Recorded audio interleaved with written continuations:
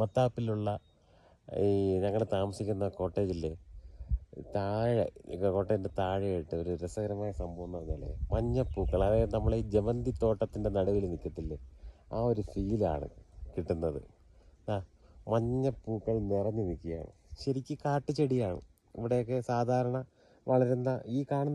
ആ കാണുന്നതെല്ലാം ഈ പൂക്കുന്ന ചെടിയാണ്. പക്ഷേ ആരും നട്ടു വളർത്തിയൊന്നുമില്ല, ഇത് കാട് പൊടിച്ച് വളരുന്നതാണ്. പക്ഷെ ഭയങ്കര ഭംഗിയാണ്. കണ്ടോ, ഇവിടെ മൊത്തം മഞ്ഞപ്പൂക്കളാണ്.